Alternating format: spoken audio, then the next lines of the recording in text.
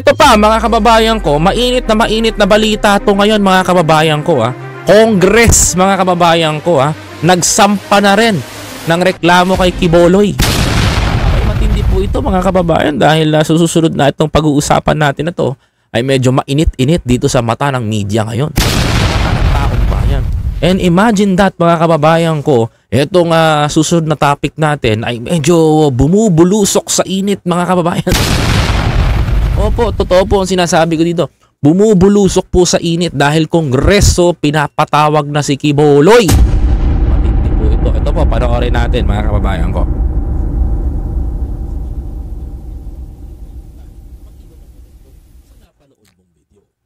Pero alam po March 12. Magkita-kita na lang po tayo ni Pastor Quiboloy sa March 12. March 12, pinapatawag si Quiboloy mga kababayan sa Kongreso.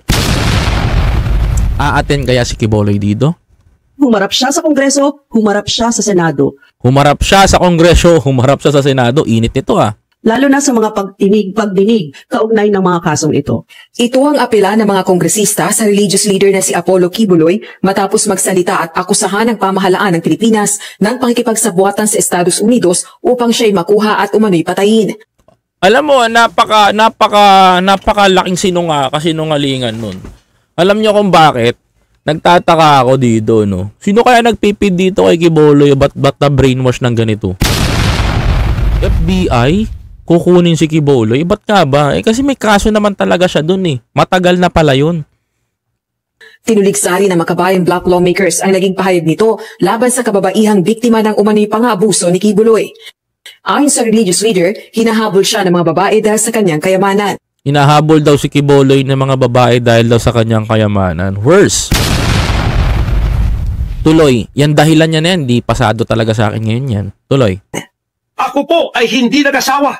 Ngayon inaakusahan ako ng napakaraming babae. Ito po ang kasalanan ko. Pinayaman ako ng Panginoon Diyos, akala nila sa akin. Single ako, kaya pinag-aagawan ako. Diyan ka nagkakamali, Pastor. Diyan ka nagkamali. Yung sasabihin mo na pinag-agawan ka dahil may pera ka, pangahamak na po sa mga kababaihan yan. Ano ibig mo sabihin? Pag may babaeng lumapit sa'yo, mukhang pera. Diba? Ganun ba yun? Ganun ba ang perception nun? Medyo, ngayon ko naintindihan yung sinabi mo na yan, mga kababayan ko. Noong nakaraan, ineko kita. Ngayon, magkukomento ako. Yung words mo na, binahabol ka ng babae dahil sa pera. Ang Pilipina, pag nakakita ng pastor na mayaman, didikitan, lalapitan, para yumaman, naasawahin ka? Ganun na ba ang presumption mo? Medyo below the belt yun, Para sa akin, hindi ko talaga gustong gawing sinasabi mong ganun. Mali yun. Ikaw lang ang mayaman sa mundo? Ganun ba yun? Pagkatapos na ako ay maghihindi, mapapahiya, ibabaliktad nila sa akin. Harapin mo Tuloy. yung accountability mo, Pastor Quiboloy, with due respect, no? Wag kang masyadong filingero na hinahabol ka ng mga kababaihan at pinagmamalaki mo yung kayamanan, 'di ba? So, yun po. Most wanted na ng FBI ito. Totoo yan, most wanted talaga to ng FBI. Ito, mga kababayan ko harapin niya yung kaso, harapin niya yung pinupukol sa kanya. Kasi kung magtatago ka na magtatago, it means you're guilty talaga, mga kababayan. Kasi kung hindi ka naman guilty, harap ka naman dun, di ba? Ang mangyayari sa inyo, disappointed son. Tuloy. Nasa ilalim ng United States Federal Bureau of Investigation wanted list si Quiboloy dahil sa umano'y pakikipagsabuatan sa sex trafficking. Gayon din sa pagpupuslit ng maraming pera. Kasi ang ginawa ni Quiboloy kasi that time, mga kababayan ko, totoo to, pumunta to sa Honolulu, Hawaii, mga kababayan ko. Lumapag yung private plane niya doon, mga kababayan ko. According to FBI, binasa ko pagbaba ng private pasakay siya, paalis siya doon, yung isang tao niya na taga Honolulu, bitbit yung donasyon ng mga dolyar. Donasyon ng mga dolyar ng mga miyembro ng kanyang relihiyon. Ngayon, plano nilang dalhin sa Pilipinas yung dolyar. Hanggang 10,000 US dollars lang naman ang pwede mong dalhin na pera pag umalis ka doon sa bansa. Hanggang 10,000 dollars ka lang. Ang ginawa niya, mga kababayan ko, nagdala ng almost 150,000 US dollars ata. Ang dala niya dun sa eroplano. Ngayon, nung chinek ng immigration, nakita yon. Tapos, bonus pa, mga kababayan ko, yung mga kalibre ng barel na kinalas-kalas, mga kapatid, yun yung nakita sa FBI. Kaya siya ngayon na wanted ngayon doon. Kasi, bawal po sa US na magbibit-bit ka ng, lalabas ka ng bansa, dadalin mo yung million mo doon sa ibang bansa kasi ma-unbalance yung pagpatapo ng dollar. 'Di ba? Tuloy. Samantalang may mga kaso rin itong kinakaharap sa California dahil sa mga katulad na reklamo. Hinikayat naman ni House Assistant Minority Leader Gabriela Women's Party List Representative Arlene Brosas ang mga biktima ni Kibuloy na magsalita at lumantad na. Naiintindihan at nauunawaan namin na hindi ganun kadali na lumabas ang mga biktima. But of course, we are actually enjoining them. Inihikayat namin sila na lumabas at magsalita. Parehong nagpadala ng sabina ang Senado at Kamara kay Kibuloy dahil sa mga aligasyon ng pang-aabuso gaya ng physical at sexual abuse at human trafficking, gayon din sa akusasyon ng paglabag ng prangkisa ng SMNI kung saan ito ang honorary chairperson. Yan pa, di niya pa nasasagot yan, mga kababayan ko. Pati yung pagiging may-ari niya doon. Samantala, pumalag din si House Speaker Martin Romualdez sa mga aligasyon laban sa PBBM administration ni Kibuloy. Ayon kay Kibuloy, nakikipagsabwatan sina Pangulong Ferdinand Marcos Jr. at First Lady Liza Araneta Marcos para ibigay siya sa Amerika. Ano ba? Parang bata to si Pastor eh. Alam mo, sa totoo lang, para kang bata dyan, Pastor. Imaginein mo, isipin mo si Liza, si Pangulong Bongbong Marcos, dahil panig ka kay Duterte, idadamay mo dito na nakikipagsabwatan. Alam mo, kahit di mo naman kayang gawin, kahit hindi mo pwedeng saan sabihin, kahit hindi naman sila presidente o kahit sino pang presidente umupo sa Pilipinas, once na wanted ka sa FBI, hahanapin at hahanapin ka ng Federal Bureau of Investigation ng US. Kasi pananagutin ka sa kanila dahil trabaho nilang habulin ka at hanapin ka. Ngayon, noong 2016, 2018, hanggang pa set termino ni PRRD, hindi ka mapasok ng FBI dito. Alam mo reason? Kasi kaibigan mo yung presidente. Ngayon, hindi mo na kaibigan yung presidente dahil kaaway ng kaibigan mo, idadamay mo na lang ngayon itong dalawa. Tapos pangangalanan mo na gumagamit, sasakyan mo rin kahit wala kang ebidensya. Akala ko ba appointed son of God ka? Pag appointed son of God ka, sinasabi mo, marunong ka mag-prediction. Nakikita mo yung katotohanan na ginagawa ng mga Marcos. Pwede mo namang idulog kay pwede mo namang gawin ito sa mo. Ito totoo lang Pwede mo namang tanongin yung Almighty Father mo.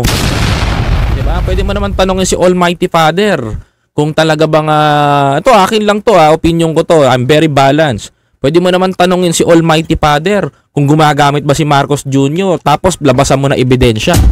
Pwede mo namang sabihin, tanongin mo kay Almighty Father kung sino pwedeng ebidensya magtuturo dito kay Marcos Jr. na bumabata. Diba? Pwede mong tanongin, hindi mo na kailangan hindi mo na kailangan gumawa pa ng ganitong eksena. Di ba mga kababayan ko?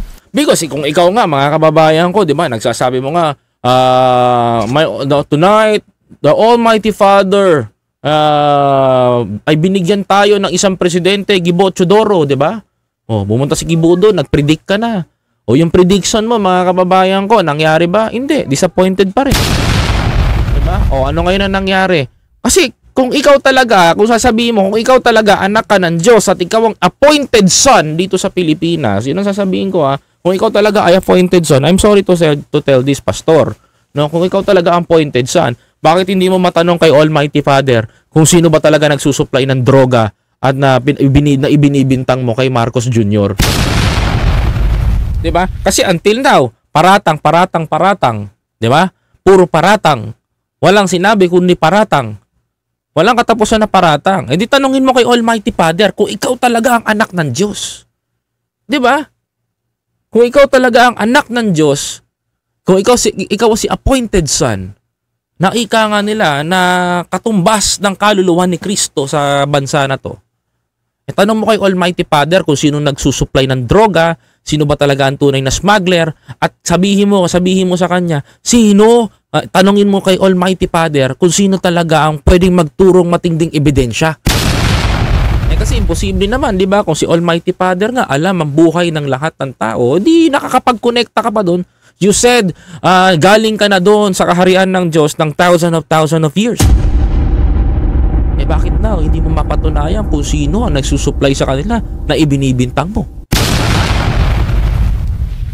Oh. Where is Almighty Father? Oh. Ang mangyayari niyan, hindi ka na appointed son. Disappointed son, di ba? Tuloy. So totoo lang ako, ba't kita sinasaling ngayon? Because may mali na doon. Ayon naman sa liderato ng Kamara, committed sila sa pagtataguyod ng rule of law at pagtitiyak ng kaligtasan at seguridad para sa lahat ng individual. Correct. Bukod dito, paglihis din anya sa mga seryosong legal na usapin ang mga akusasyon ng pakikipagsabwatan laban sa kanila. O, di ba? O, yan ang sinasabi ko. Paglilihis lang yon. Ngayon, ang ginagawa kasi nila, iniintriga na nila si Pangulo. Idadamay na nila. Eh, sabi nga ni Pastor, nagulat nga ako doon, sinabi ni Pastor Quiboloy eh. Mamumunuan niya na daw ang Pilipinas. Sabi ko, baka tatakbong presidente to ah. Di ba? Ma'am Tix Sibilya 11, appointed son. Bakit kaya siya takot? Natakot, bakit siya nagtatago? Eh kasi nga, di ba mga kababayan ko, si Jaren Scalario, si Senior Aguila, ang alam na mga miyembro niya, siya si Santo Niño. Di ba? Si Senior Aguila, ang alam na mga miyembro ng SBSI, mga kababayan ko, siya si Santo Niño, reincarnation na mataba. Pastor Quiboloy naman, ang sabi niya, appointed son of God, katumbas ng Diyos. Kasi sabi niya, sa akin ang kaluluwa nyo. Oh. Eh ngayon, tama yung sinabi natin ito, Sibilya 11, kung appointed son, bakit kaya siya takot na takot? Bakit siya nagtatago? Sir Koy, ang tanong ko dyan, may connection naman pala siya kay Almighty Father. At na si Almighty Father ay makapangyarihan, alam ang righteousness, alam niya kung ang tama at mali, gagawa ng paraan si Almighty Father na mapawalang bisa lahat ng mga binibintang sa'yo. Mga kababayan ko, ba't nagtatago siya? Pag nagtago siya, ibig sabihin nun, mga kababayan ko, committed siya dun sa may mga niya, yun ang bintang. Hindi natin alam at until now, di pa natin katotohanan. Baka wala siyang protection ni Almighty Father niyan. Tuloy, Rowena, kung totoo sanang hinihiling niya ang kapakayan ng mundo. Ayan, Jake Franco, kill power ni Kibs yan. Sabi pa dito, Lani Duskat, tama ka dyan, Koy, dinala nila ang mga bata doon sa EDSA. Ano sabi nga dito? Ayan, di ba? Tuloy natin to sa nag-usapan natin. Hinikayat naman ni House Deputy Majority Leader, Tigong Party List Representative Jude Asidre si Quiboloy na harapin na lang ang mga kasong kinakaharap at igalang ang mga prosesong legal. And the House, we will... Diba? Igalang ang prosesong legal, ilabas yung tawag nito. Ilabas yung mga dapat na i-process. At ilabas yung mga dapat na mapatupad yung ma-initiate natin yung Kongreso at Senado. Ngayon, ang tanong ko dito, mga kababayan ko, the biggest question, mga kababayan ko, paano ngayon po protektahan to ng mga DDS vlogger? Nagtatago yung pinagbibintangan, ayaw humarap.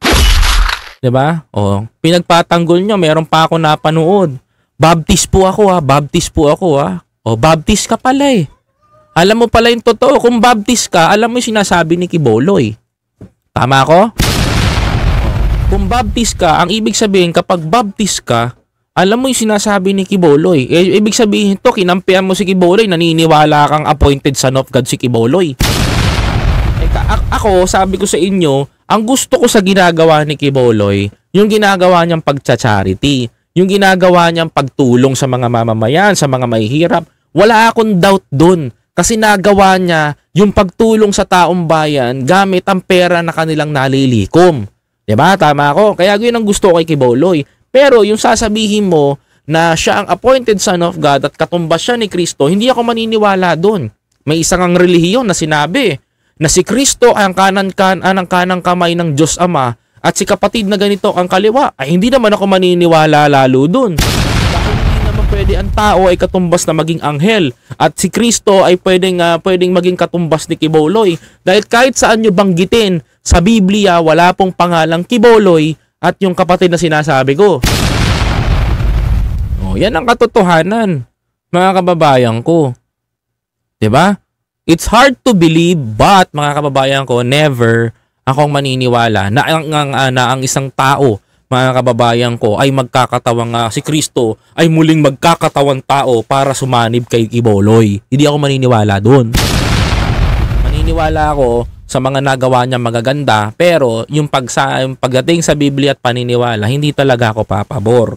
Pasensya na kayo doon, ha, mga kababayan ko. No, kung kayo, ang tingin nyo kay Quiboloy is appointed son of God, mga kababayan ko, because everyone can be a son of God. Tayo'y anak ng Diyos, hindi lang po si Quiboloy. Okay, mga kababayan ko? Quiboloy is tao lang din, mga kababayan. Ganun lang yon. Hanggat wala kayo nakikitang pangalan sa Biblia at nakasulat doon na pinatupad ni Quiboloy at nakalagay, ito sabi ko sa inyo sabi ko, titigil na ako mag-vlog pag merong nakalagay sa Biblia ang pangalang Quiboloy si Quiboloy ang sinugo ng Diyos. Yung word ng Quiboloy, titigil na ako. Magbibigay pa ako ng 1 milyon. Kung meron. Wala ako nakita. Bakit? Kasi, aral namin yan. Tuloy. Implement the law. If he does not appear, then we will be constrained to execute the subpoena and make sure that he is here to answer the questions and issues raised against him. Ay, hindi siya aaten dyan, Congressman. Hindi aaten yun. Alam mo kung bakit? Appointed son of God. Bakit ako aaten dyan? Hawak ko ang buhay nyo. Siya nga may-ari ng kaluluwa natin. Yung sinasabi niya mag-glorify siya, magkakaroon. Antayin niyo yung rapture. May rapture na ba? Wala pa nga nangyayaring rapture Diba? Wala pang nangyayaring rapture. Diba? Paano ka mag-glorify? Diyos ko po, anak ng titing. Harapin dapat niya yung dapat niyang harapin. Alam mo, sa totoo lang tama yung sabi ni Congressman. Diba? Harapin niya talaga tong kaso na to pang matapos na lahat ng allegations niya. Kasi pag hindi niya tinarap yung kaso, ongoing pa rin yung allegations sa kanya. Ano mangyayari? Tuloy-tuloy pa rin po, mga kababayan ko. Yung mga sinasabi natin, yan yung mga mahihirap na problemang kahaharapin niya talaga. Now, I don't think being an appointed son of God puts you above the law.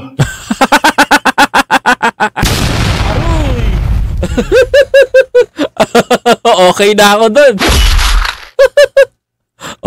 Ano sabi ni Congressman, mga kababayan ko? Tuloy. That he is here to answer the questions and issues raised against him. Now, I don't think being an appointed son of God puts you above the law. And I'm sure no one is above the law. No one is above the law, kahit ang appointed son. Lakas Ang lakas ni Congressman. Kahit ang appointed son, walang takas sa batas. Sabi nga ng Iglesia ni Cristo, bula ang propeta. Sabi ni Brother Eddie Soriano, sinungaling. Basag siya dun. Diba? Kung ako dyan, mga kababayan ko, ako lang, opinion ko lang po dito, no? Kailangan, wala naman talaga kahit ikaw pa appointed son. Kung si Cristo nga nilitis Si Cristo nilitis Si Cristo nilitis. Pinalo ng latigo, sinuutan ng koronang tinik. Mga kababayan ko, nilatigo ng halos matanggal ang mga laman. Pinahirapan, kumbaga torture, mga kababayan ko, ang sinapit ni Cristo. Mga kababayan ko, ng ating Panginoon. At pinalakad sa daanan, bitbit ang napakabigat na krus, mga kababayan ko. Bitbit ang napakabigat na krus habang pinapalo ng latigo. At sa huli, mga kababayan ko, ay pinako sa krus ng kanyang kamay at ang paa at isinabit sa isang lambak ng Israel, mga kababayan ko, ng mga Romano. Baka yun din ang iniisip ni Quiboloy. Di ba si Kristo hindi naman nagtago? Hindi nagtago si Jesus Totoo lang si Kristo hindi nagtago, hinarap niya. Naalala nyo, di ba, nakipaglaban pa yung mga disciples, pinutulan pa nga ng tenga ni John yung isang Romano. Anong ginawa ni Jesus? Kinabit niya ulit yung tenga ng Romano. Pinagaling niya. 'Di ba? Natatandaan niyo 'yon sa Bible? O baka 'yun ang iniisip ni appointed son. Mga kababayan ko, baka mangyayari rin sa kanya. Kaso modern, mga kababayan, nagtatago siya. Kasi si Jesus sobrang tapang eh. 'Di ba? Nung pinunta siya doon sa yung parang lilitisin ka ng mga Romano, itong Congress at Senate. Ayaw humarap ni Kibuloy, baka malatigo daw siya.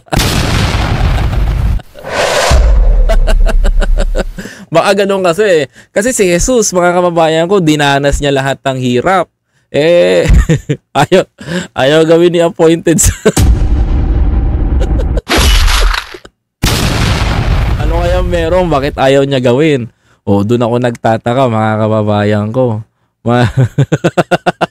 Diba? Baka mamaya gawin daw sa kanya yung ginawa kay Kristo.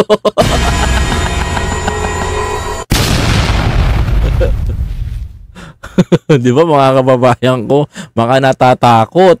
Diba? Ayaw niya mangyari sa kanya yun. Kaya ang gagawin niya, mga kababayan ko, magtatago na lang siya. Diba? Pero once again, sinabi ni Congressman from Tingog, diba? Kahit anak ka pa ng Diyos o appointed son ka pa, wala kang takas sa batas.